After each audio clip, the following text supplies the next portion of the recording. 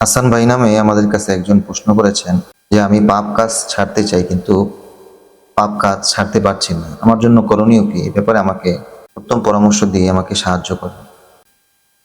ভাই হাসান, আপনাকে আমি প্রথমেই সাধুবাদ জানাই যে পাপ কাজ ছাড়ার মতো মন মানসিকতা আপনার তৈরি হয়েছে। তো এই পাপ কাজ ছাড়ার জন্য আপনাকে সর্বপ্রথম পাপ কাজের যে সমস্ত সরঞ্জামাদি আছে, বিভিন্ন পাপ কাজের উপকরণ, এগুলোকে আপনাকে আগে বর্জন করতে হবে এবং পাশাপাশি আপনার এমন মানুষের সাথে আপনার চলাফেরা করতে হবে যারা পাপ কাজ করে না, এবং অধিকাংশ পাপ কাজ তারা অন্যকে ছাড়তে সাহায্য এবং সহযোগিতা করে। যেমন আল্লাহ রাব্বুল আলামিন কোরআনে পাকের মধ্যে বলেছেন, ইয়া আইয়ুহাল্লাযীনা আমানুত্তাকুল্লাহা ওয়া কুনু মা'আস সাদিকিন, যে হে ঈমানদারগণ, তোমরা সাদিকিন, যারা সত্যবাদী, যারা দিলে যা বলে কাজে কর্মে সেটাই করে এবং জবানে যা বলে কাজে কর্মে সেটাই প্রকাশ করে, অর্থাৎ আল্লাহওয়ালা যারা, যাদের সাথে মিশলে আপনার পাপ কাজ করতে তো ইচ্ছেই হবে না এবং পাপ কাজে আপনি জড়িত হবেন না।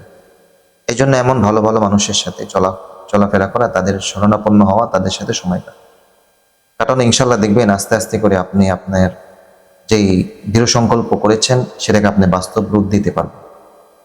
আরেক বোন আমাদের কাছে প্রশ্ন করেছে, সানজিদা নামে এক বোন, যে আমার স্বামী শারীরিকভাবে অক্ষম, তাকে ছেড়ে দেওয়ার ব্যাপারে ইসলাম কি বলে? বোন সানজিদা, আপনাকে আমি সর্বপ্রথম বলবো যে আপনি যেই সিদ্ধান্ত নিয়েছেন, যেটা জানতে চেয়েছেন, সেটার ব্যাপারে সর্বপ্রথম কথা হচ্ছে যে আপনার স্বামী যেহেতু শারীরিকভাবে অক্ষম, এই জন্য আপনার সর্বপ্রথম কাজ হচ্ছে তাকে ডাক্তারের শরণাপন্ন হওয়া, ডাক্তারের শরণাপন্ন হয়ে তার শারীরিক চিকিৎসা করা। যদি একান্তই চিকিৎসার মাধ্যমে সে যদি শারীরিকভাবে সক্ষমতা অর্জন না করতে পারে, তখন ইসলাম আপনাকে সেই সুযোগটা দিয়েছে যে আপনি কোর্ট কোর্ট বা আদালতের মাধ্যমে দুইজনের মধ্যে অথবা পারিবারিকভাবে দুইজনের মধ্যে একটা মীমাংসা নিয়ে আপনি আপনার স্বামীকে ছাড়তে পারবেন।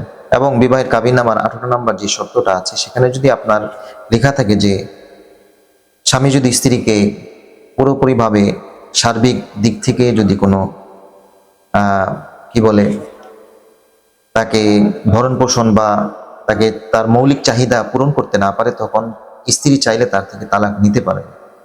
আপনি সেই ক্ষেত্রে এই দৃষ্টিকোণ থেকে আপনি আপনার স্বামী থেকে তালাক নিতে পারেন, কিন্তু আপনি তালাক দিতে পারবেন না।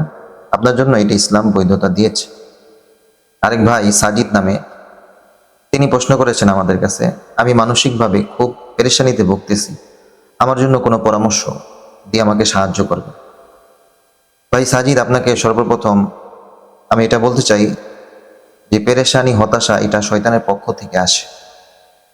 এই জন্য এই পেরেশানি, কোনো মুমিন পেরেশানিতে বা চিন্তাতে সে ভেঙে পড়ে না। সে সবসময় আপনি আল্লাহর কাছে সাহায্য চাইবেন এবং আল্লাহর শরণাপন্ন হবেন, আল্লাহর সাথে একনিষ্ঠভাবে কথা বলার চেষ্টা করবেন। সেজদায় আল্লাহর কুদরতিভাবে আপনি সময় দীর্ঘক্ষণ কাটাবেন, ইস্তেগফার করবেন, বিভিন্ন জিকির আজকার করবেন, কোরআন তেলাওয়াত করবেন। ইনশাআল্লাহ আল্লাহ চাহে তো আপনার মনে যেই পেরেশানি আছে, আল্লাহ তাআলার সাথে কথা বলার পরে তাহাজ্জুদের মাধ্যমে হোক, নামাজের মাধ্যমে হতে পারে, জিকিরের মাধ্যমে হতে পারে, কোরআন তেলাওয়াতের মাধ্যমে হতে পারে, ভালো আল্লাহওয়ালা মানুষের সাথে উঠা বসা করার মাধ্যমে ইনশাআল্লাহ আল্লাহ চাহে তো আপনার মনের পেরেশানিও কমবে এবং আপনিও স্বাচ্ছন্দ্য বোধ করবেন।